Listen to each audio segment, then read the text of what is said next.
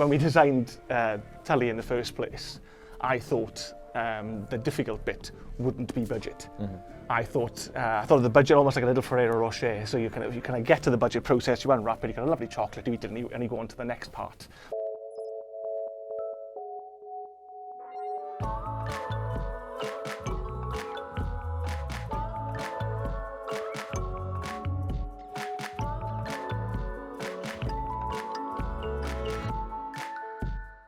Today I'm joined by Garry Evans, who's the Chief Product Officer at Tully. Tully is unique in this day and age, a product leveraging open banking APIs to do good for those wishing to create sustainable collateral for their future in savings or escape the harsh cycles of debt.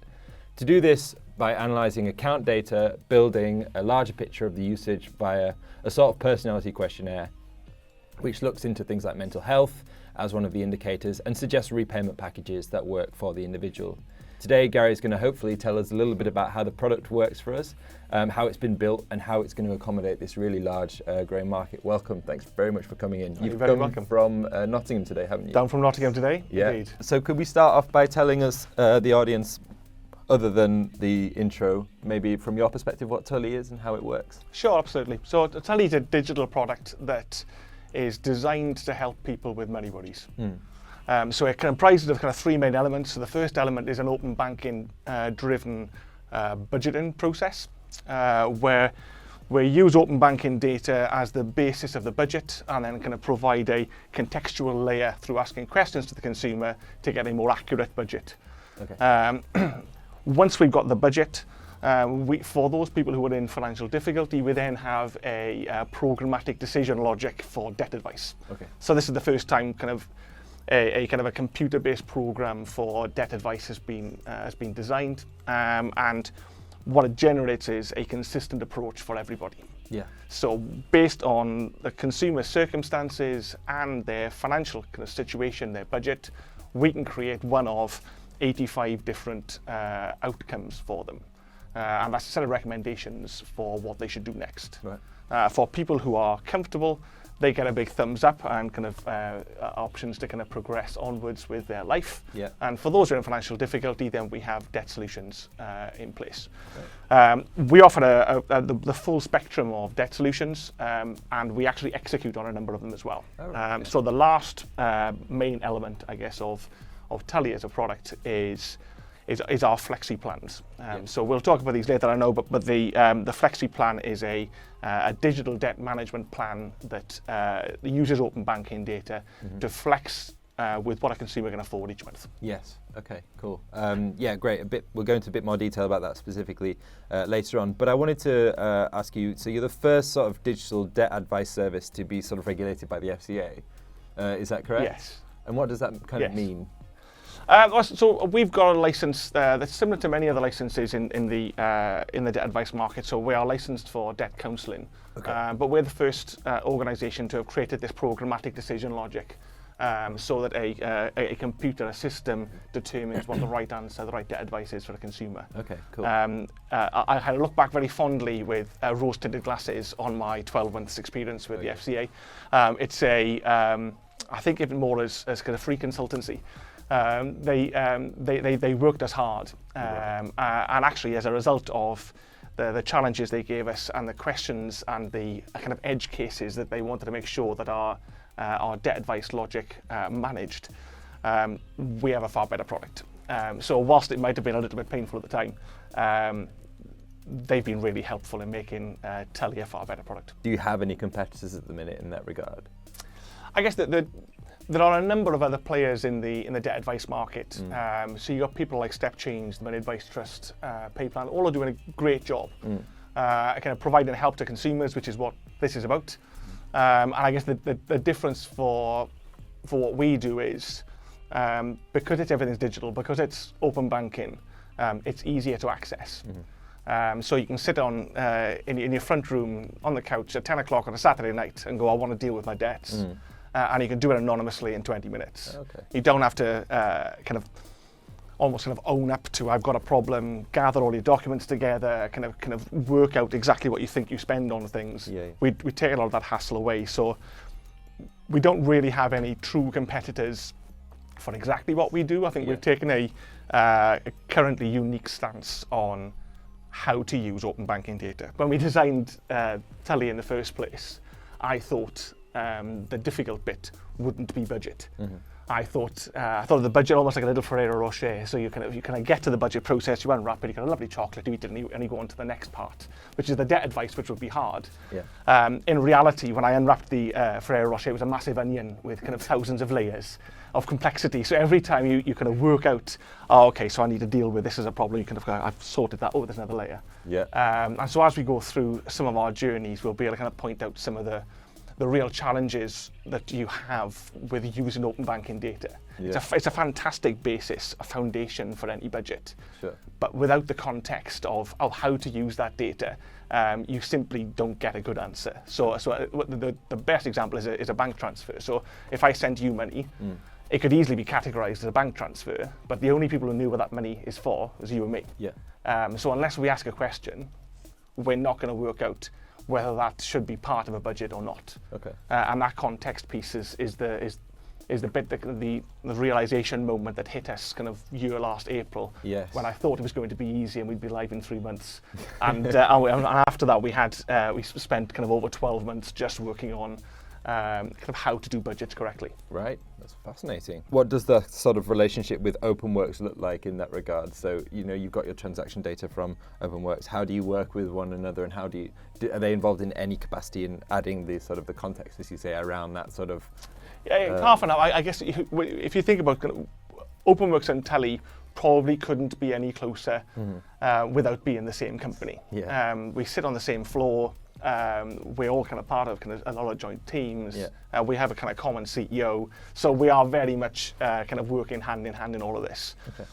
And so a lot of the decision science that sits behind Tully is delivered through OpenWrks. So you can almost think of it as OpenWrks own the plumbing, so they own all the APIs into the banks to kind of drag all the data down, Okay. and then they deliver an analytical layer on top of that, so it does all the categorization, groupings. So groupings is not something that really is done elsewhere, I don't think, because it's not necessary. But to be able to say, you've got a council tax bill, and I can see 9 payments of £100, and then the last 3 payments of £120. The natural thing to do as a system would go, well, I'll just average all of those, and I'll come up with a number that's never been right and never will be right. But by being able to group those into different sections, you go, okay, well, I know now that the last 3 months, that is a group. The original group of £100, that doesn't exist anymore, so I'll now take £120 forward as my answer for council tax in the budget. And so there's a whole lot of kind of clever stuff done in the background by the decision science guys in order to make sure that the budget's right. Yeah. The contextual questions happen within the Tully product. Okay. So we get from OpenWrks a set of transactions categorized and grouped, and then the Tully system then works out what questions to ask after that. Yeah. How did you guys end up being in Nottingham, and was that just? Well, I guess we've kind of always been in Nottingham. Oh yeah. So I started in Capital One, then Mark Oniet, who founded TDX Group, kind of took me across with him. Okay. And then almost everybody else involved in Tully and OpenWrks have been part of that journey as well. So kind of Ollie came to work with me in 2006 in TDX. Right. Stuart Bungay, our CEO, kind of joined TDX back in kind of 2009. And so we all kind of worked together for quite some time. And so when we're kind of talking about the next business, it was kind of always going to be in Nottingham. Yeah. Nottingham has become a relatively kind of high-profile fintech centre. Obviously, it's not quite London, but as part of kind of the Blenheim Charcot Group, who have businesses obviously here in London, kind of Manchester, Edinburgh, and quite a few in Nottingham, we are noticed and seen. So kind of the Nottingham Evening Post pays a lot of attention to us. Right. And kind of TDX, I guess, was a fintech before fintech was really a word. Before it was a thing. Yeah. Cool. And so from TDX, you then started. You came straight into this role. Yes, came straight into Tully. Okay. What sort of stuff were you doing there before then? At TDX, I guess my whole career has been one of trying to find a place where I can be impactful. So I joined Capital One, which is quite a big corporate, and gravitated towards the kind of smallest part of Capital One, which was their European businesses. So I kind of headed up their analytics for Spain, France, and Italy. It sounds very grand. There was 3 of us, but again, it was kind of yeah, well, 1 each. Kind of big fish, small pond stuff. And then so when I went to TDX, that was the same thing. So at TDX, I've done everything from kind of frontline sales, sales consultancy, actual consultancy. I was an analyst originally, so I kind of fed right the way through. But as with every startup business, you kind of put multiple hats on. But even TDX started to get a bit big. So kind of 8 or 9 years into TDX, Stuart Bungay, our CEO, and I went out to Australia to set up the Australian business for TDX, which again kind of gravitating towards the smaller parts. And so we kind of took TDX products into Australia and Canada and South America then as part of Equifax.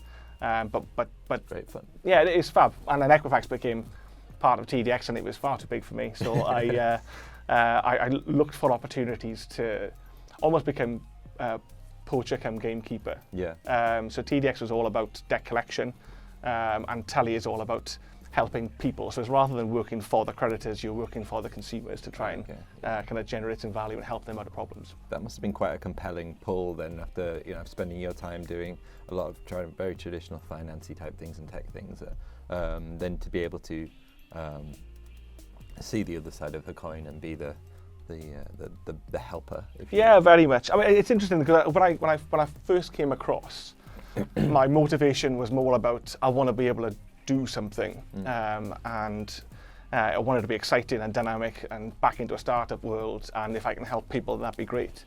But within kind of 2 or 3 months, it's hard not to get really passionate about helping people, because I've only ever been involved in business-to-business organisations before. Tully's very much a business-to-consumer organisation, and in the first 6 months we spent an awful lot of time talking to people, focus groups, product testing, and the stories that you hear from people who are struggling with debts. Kind of tips on your head what your preconceptions of people in debt look like. So I didn't meet a single person who was intentionally in debt or just got themselves in a mess because they were profligate. Everybody who we spoke to really wanted to pay their debts. So much so that if you were to offer them a solution that had debt forgiveness, then they'd say no.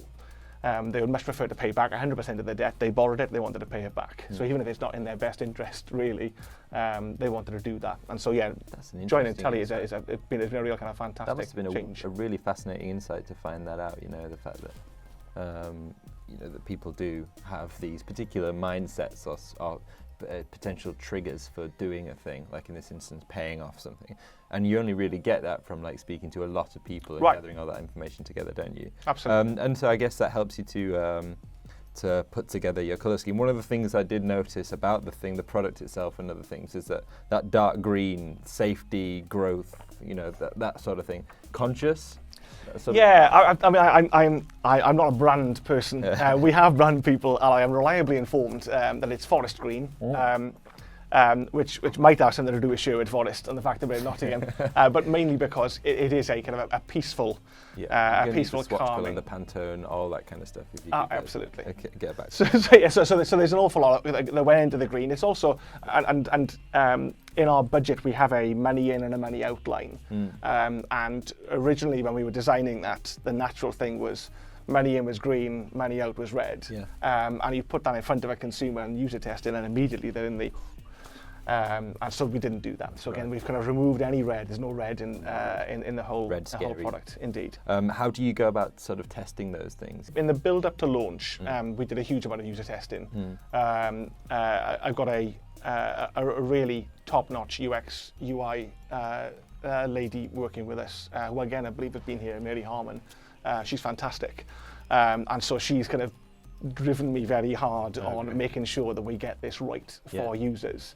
And so we have an organisation that works in the same building as us that does the full kind of testing, where you have the camera on the machine, you're sat down talking to the consumer as they do it, and you can see where they're looking. You can see what they're doing, and overlay that with how they're feeling.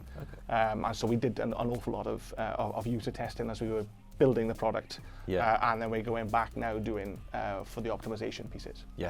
So do it in little phases. Indeed. That sounds about heard that. That's quite a common way to look at it. We're going to start to jump in for the first part of the journey here, which is going to look at some of the identifying the vulnerability aspect of the users. So we're going in now. Starts off with 3 steps, quite clearly outlined. I'll move that over for you. And then a really nice sort of change of color scheme here, and a load of little plus and minus buttons to be able to quickly change your data, and then adding in these little sort of bubbles. What was the thinking here? So, I mean, starting off with something that kind of eases somebody into the process with nothing that feels desperately difficult or painful to give, and at the same time kind of creates a level of investment and commitment into the process, so you're more likely to carry on, was kind of one of the starting processes. But I guess the word cloud is a very interesting, we've kind of come across as a very interesting aspect of UX. So everybody has a story. So through our focus groups, we found that everybody has a story about their debts, and they want to be able to tell it. And so if you don't provide them with an option to say why they've got into a financial difficulty, then they're far less likely to convert and kind of complete the journey, because they feel like they're not being listened to. Interesting. And so what we have is it originated as a reporting of vulnerability, and we have some non-vulnerability elements in there as well. Kids are ticked on almost everybody who has them as a reason for why they're in debt, and I can fully understand that. But originally it was because we wanted people to tell a story. What we found was that loads of people ticked vulnerabilities. We didn't expect anybody to actually self-report. And so it was a real surprise to us that so many people did. So almost half of people who have come through our journey will self-report some level of vulnerability. And so when we had that information, we then thought, well, we're going to need to do something with that, because it's not just about allowing people to get through the journey, they actually want to talk. And so the next step, why they've done that. Absolutely. So the next step was, well, if we know they are vulnerable, we need to find out a bit more about them so that we can tailor our process and potentially the outcome to what they've told us. What sort of do you gain from that aspect of it? And does that, I guess, that leads off from that sort of cloud section? Yeah. So I guess the vulnerability chatbot is triggered by elements of that cloud. So if some of them are ticked, then it'll kind of go into a specific chatbot that's for if in this case we saw the mental health one. So we have a mental health kind of in-depth chatbot. And that's kind of pays homage to the Money Advice Trust, to come up with some great concepts and kind of ways of communicating with consumers about their vulnerabilities. And we try and take them through a journey to help us understand if we need to do anything differently for them. So and again, I was quite surprised that over half of the people who have ticked something will actually go into an extreme level of detail to tell us about their vulnerabilities, their challenges, the things that are causing them difficulty. And then what we do off the back of that then is we look at things like their communication preferences. So there'll be some people who say, I just can't talk to anybody. And so we make sure that at no point will we even suggest they have a call with us. Others are really struggling to get through the journey, and so we'll kind of suggest, well, maybe we can help you with a call. And there are others who are so extreme that we'll almost suggest to them, don't worry about your finances for now, there are other things you need to deal with first. Cool. So that's a really neat way of filtering out, specific routes in the decision tree, I guess. How does one go about holding that information? Is there any different requirements for you in terms of that compared to maybe holding financial data, or does it all fall under the general GDPR umbrella of good behavior? It is kind of GDPR good behavior. I guess for most of the financial stuff, the justification is more about legitimate interests. If we're going to share that information with the creditor because they've come through a process and they want to go into a plan, then we have to do that. With this information, it's explicit consent. So we once we get to the end of the chatbot, we ask the consumer explicitly, are you okay with us retaining this information? And at the very end of the process, if we're talking to a creditor, we again gain explicit consent to share that information with them. Creditors are really keen to understand the vulnerability of their consumers. And they want to be able to treat the consumers kind of according to their needs. but we don't just share that information willy-nilly. Obviously, it's incredibly sensitive. Yeah, sure. And so the consumer has to be able to trust us. I think one of the things that, so we've had a few people on who've been sort of in that creditor's seat. We've had people on from Zopa and so on who've been able to provide sort of information about what goes on in the back end of those credit decisioning engines that they have. And one of the really fascinating things that they were saying is how many different sort of decisions are actually being made and how small or large some of those implications can be. You know, so for example, just something as simple as registering to vote can be a positive impact on your credit rating, which I found was a really fascinating insight. So it makes a whole heap of sense then, for example, that, you know, having access to this sort of information and maybe being able to make very small changes to someone's behavior in a way, or, you know, suggest small changes to behavior. We don't know what the creditors are going to look at any one time. They may be looking at different things. So having access to a more well-rounded sort of profile is bound to be useful for that person. Oh, exactly right. So that's a really interesting sort of format. And you've managed to run all of this sort of chat interface via Intercom as well. The integration of Intercom has been fabulous for us. So web chat is a really key part of everything that we do. Like you can almost look at for probably half of the people who come through our journeys, they don't care about our videos and they don't care about web chat. They're very tech savvy and they get through our journey no problem. And those things are completely, the fact that they're optional helps them. For the other half, they're critical. So from a conversion perspective, being able to get people through to the end so they have a budget and can do something with it, which is always our goal. If we don't have the web chat and the ability, so if something's confusing, you know, this is an incredibly pressured situation these consumers are coming through. Very difficult for them to do it. If they find something confusing, having access to web chat at all times is brilliant. And so kind of we have our kind of web chat icon from Intercom is overlays across everything we do, and it's been really helpful. And so that's just to touch very quickly on that, what you were just saying there about the relationship between people coming in, you know, the people and then the service that they're coming to use you for. This is a usually much more high stress, high pressure scenario than maybe someone who will be signing up for a PFM tool or something like that. Completely. You know? And so what sort of pressures, what sort of scenarios do you have to consider when you're designing or building for these people, if there are any? So for me, the majority of what we've done is try to remove friction. So we don't ask for any information that we don't need. We don't go into a level of granularity of detail that we aren't going to use. And we provide discoverable depth right the way through the journey. So if someone wants to kind of click on, I guess, 17 screens, they can get through the whole journey. But almost on every screen, there's at least 3 or 4 opportunities to dig into detail. So again, you have some people who literally just want to get through the journey with as few questions as possible, and there are others that want to really kind of forensically analyze exactly what's gone on. And so finding a way to cater for both of those types of people, because the way in which people react under stress is very different. And so trying to find ways to accommodate everybody was kind of one of the things that we did. As you go through our journey, it's quite different to a PFM tool. We don't ask you to categorize every single transaction, because actually, when you're dealing with a budget, the amount of money that you spend on a monthly basis that's not on your main bills is just a number. And if that's what you spend kind of on average every month, then we can go, that's just that bit. And so don't spend 20 minutes trying to categorize all of these. We'll take you through. There's other things you can do post completing your journey and getting into a plan that will look at the detailed level. So we're bringing a money coaching application to the market, which will be great for this actually. So one of the product managers we got, Jess, has been working really hard with an external development company to create this money coaching app, and it's effectively for people who got through the process and they have a budget and they want to improve it. So how can I find ways to cut down on some spending? And so Jess has used a whole host of behavioural economics to try and get into the theory of how to help people change behaviours. And it's different to what we've seen elsewhere. That sounds fascinating.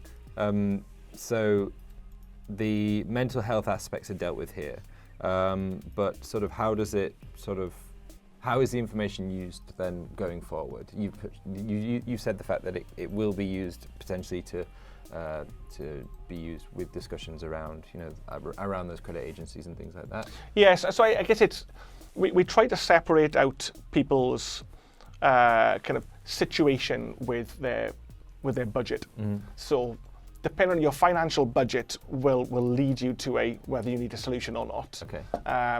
Your kind of personal circumstances are more about how you communicate about those options and what you should be doing next. So you can get to the end of a process and have two people who have exactly the same budget, one of whom has extreme anxiety and the other one who doesn't. I guess the email that follows up the budget will be different for those two. Right. One being kind of very action driven, or kind of here's your next steps, go and do it, and the other one kind of being far more around kind of how can we help you get to the next stage. So we offer a far more supportive kind of arm around the shoulder kind of approach to people who need it. Yeah, and I guess now it's a good time to move on to building a budget. So this is the next part of the journey. You can see it's changed on the screen to number 2. We've got a little video that you mentioned at the top here as being able to look at, and then underneath these menus we can see details. As you mentioned, they're like expandable detail. We can Absolutely. get more about by going through those. So this is almost the pre-open banking stage. Yes. And then we go off to OpenWrks, which we don't show here. And then once they've done their kind of open banking consent journey, they kind of come back from OpenWrks into Tully, and they start to build their budget with us. Yeah. And so you can see you start off with a kind of a blank page with money in, money out, and then work through the process, starting with income. And again, what we got here, so this is an ASDA. So these are incomes that we've average, identified. Okay, monthly average spend on these particular sort of outgoings, I would imagine. Yes. Okay. And, cool. and there's an interesting kind of ASOS example. So again, this is one of the layers of the onion. All right. So when we were doing some user testing, we identified that one consumer had 2 incomes. So we said you have 2 jobs then. And we were kind of sat side by side. No, I have only 1 job. All right. Well, you work for Tesco's. Yeah, I work for Tesco's. And ASOS. No, I don't work for ASOS. Oh, we see a kind of a regular ASOS income here. Yeah. So that's not an income, that's a refund. Every month, it's terrible really, but I spend about kind of £500 with ASOS, and I send about 480 of it back. And so again, if you just deal with the open banking data on its own, you would see an income of that's bigger than it should be, and spending that's bigger than it should be. That's fascinating. And then so keeps going through these like different other insurance providers. And then more contextual information about how that is being paid. So I guess that's the approach towards the payment is important for you as well. Well, it is, because it depends on where we're going to take the money from to put into the budget. Yeah. So again, you look at, if you just use open banking data, you can categorize the things that are definitely there. Yeah. What you can't do is determine whether something isn't there. So for example, if someone hasn't paid council tax for 3 months, which is quite common in the people that we've been working with, then you need to put a placeholder for that council tax into their budget, because they do need to spend it. And if it's not there in the transactions, you can't. Yeah. So we identify those missing bills and then ask the consumer about them. Should you be paying it? Sometimes not. It could be included in rent. Okay. It could be kind of covered in benefits. Yeah. In other cases, yes, I should be paying it. Okay, well, or I'm already paying it by cash. Okay. And you go, okay, well, if it's in cash, I can't categorize it, but I've got a cash pot, and I can take that cash for the council tax and reallocate it into a different part of the budget so that it balances. Okay, and that's and how do you go about identifying those sort of missing holes in the... Well, so we know what we expect to see, and so we'll ask questions about anything we can't find from what we expect to see. Right. Okay. And in some cases, the consumer will get maybe 6 questions that they'll answer, no, it's fine. Yeah. And that's okay. I mean, it is a bit of friction, but the accuracy of getting this right is really important. Yeah. It's positive. Okay, so do you expect users to self-exclude from different parts of the kind of connection process? So, for example, we've seen joint accounts being able to, to not include that in your account overview. Is that something that you actively expect, and how would you maybe work around that? Well, I guess we can do this journey with any account. So you could connect an account you don't really use. Yeah. And all that would happen is you'll get asked an awful lot of questions, because obviously the open banking data that we get back won't populate anything. So the joint accounts is the reason why we call that out specifically is people want to take the easy route. And the easy route, I'll just connect this one because it's safe and I'll see what happens. But the majority of time, joint accounts are where the bills come out of. Sure. And that's the really important part that we need to make sure we capture in the budget. So we kind of call out joint accounts as make sure you include this as well. And anything else that your kind of income comes in, any major bills go out of. Otherwise, we'll have to ask you a question on them. That's really smart. I like that. That's very cool. And that again, that depends on you knowing your customer in a way that maybe, but also knowing sort of where things happen. So I don't have a joint account, so I wouldn't know that that's where bills are coming out of and so on. But that's I guess you would do that if you knew how people were spending their money. And I guess that's kind of, so Tully is a fintech, but Tully's also a kind of a debt expert. So we've got people who are very techy, very kind of modern day and understand everything. We've also got people who have been in the industry I've been in debt for 20 years. It feels like I've been in debt for a lot longer. But so understanding kind of how people manage budgets, kind of how the debt industry works, and kind of how kind of debt in general kind of fits into a budget is important. That's great. That's really cool. So we didn't look at the OpenWrks gateway. We've seen that on a previous episode. We've seen how that works. It works in a similar way to a lot of your true layers and things like that. So we've talked a little bit about the way that partnership works for you personally and for the company. But technically, how does it work in terms of is Tully a layer on top of an Openwrks sort of? How does that kind of technically link together, if you will?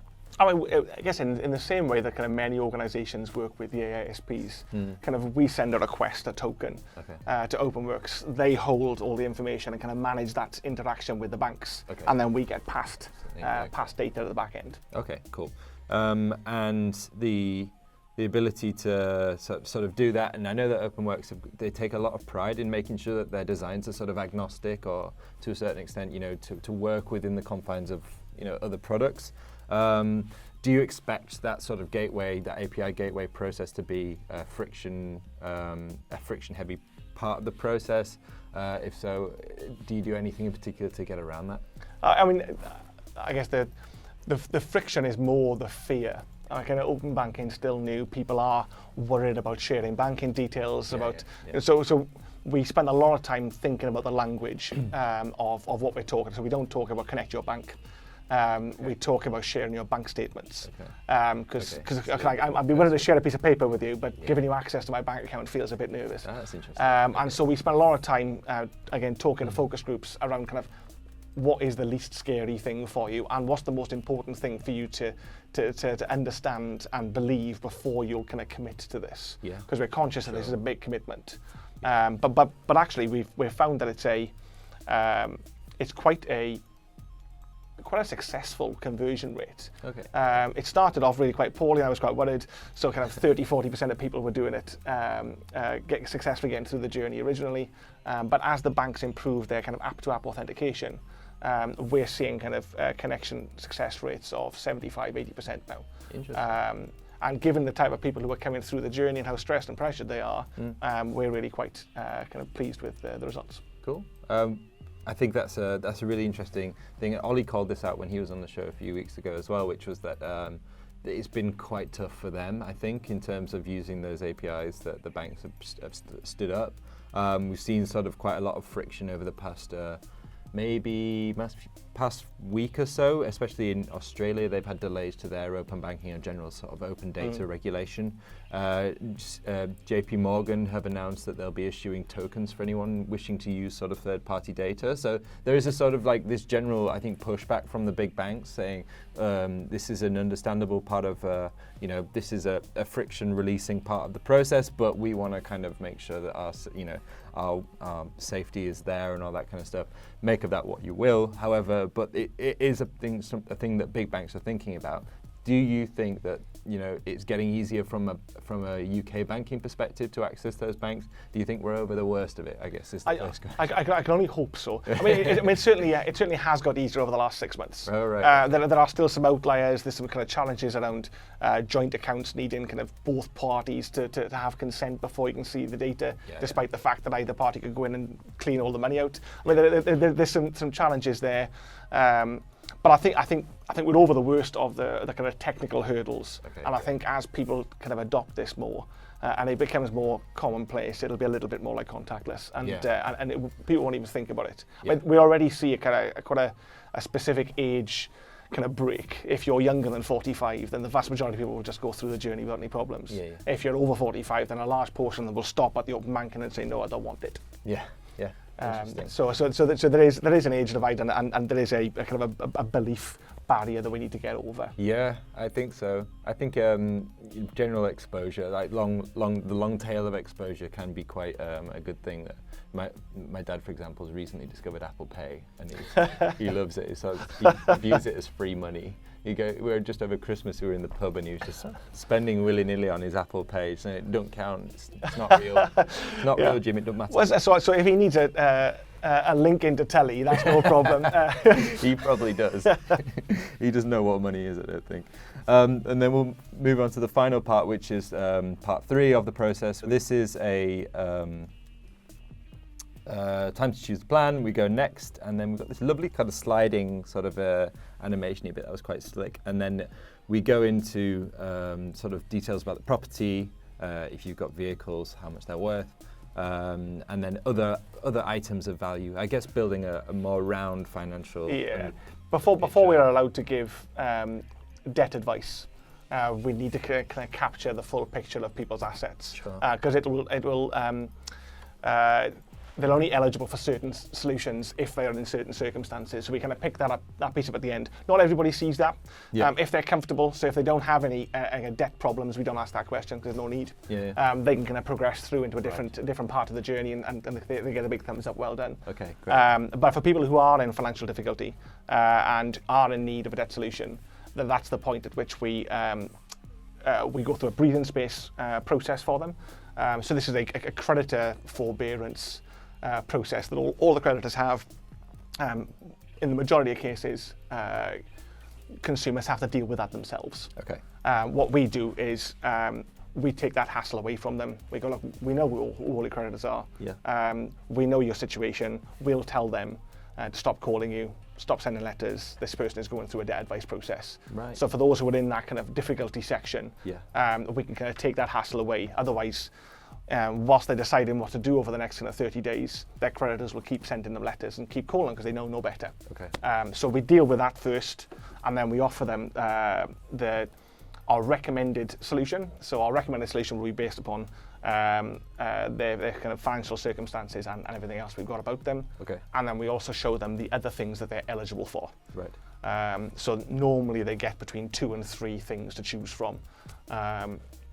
And whilst we were a little cowardly originally with, we just wanted to show them some options, the FCA were really clear. You make a recommendation, you tell them why you're recommending it, and for the ones you're not recommending, you're really clear with that as well. Right.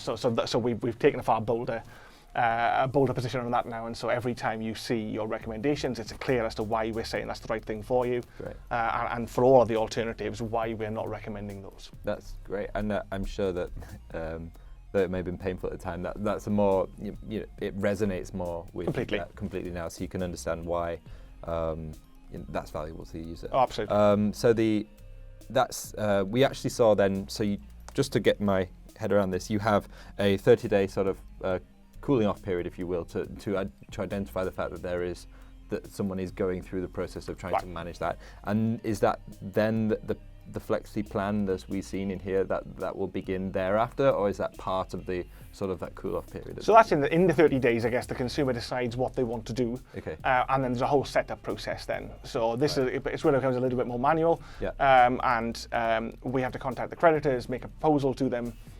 They then kind of say whether they accept the proposal or not, and then we set the plan up properly, tell the consumer, and kind of arrange for their first payment to be taken. Yeah, sure. And so that cool-off period, I'm calling it a cool-off period, I'm sure it might be wrong, but did you find that people knew that was a thing before? No. No, because that for me would strike as quite if I were in a situation where I was struggling to deal with a debt advice, with a debt service or something that was happening to me, knowing that there was that cool-off period would be a great weight off the shoulders and would actually encourage me to want to go and do something about it. Right. Because it's breathing space, isn't it? Exactly. It's the ability to do something about that. So being able to communicate that clearly, as you have done, and we saw it in the app there, the ability, you have this 30 days to, to breathe a bit, to relax. And that's in the videos as well. Yeah.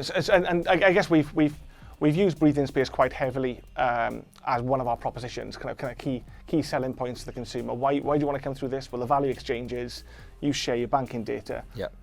We'll stop all the calls and letters if you need to.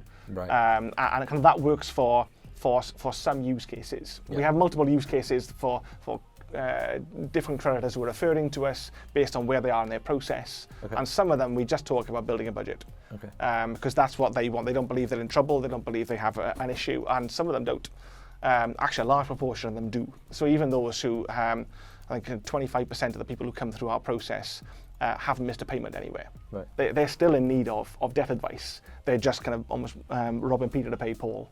And kind of taking on additional credit in order to maintain a lifestyle that they can't actually afford. Sure. And so for those people, if you try and take them down a debt advice journey, it'll turn them off immediately.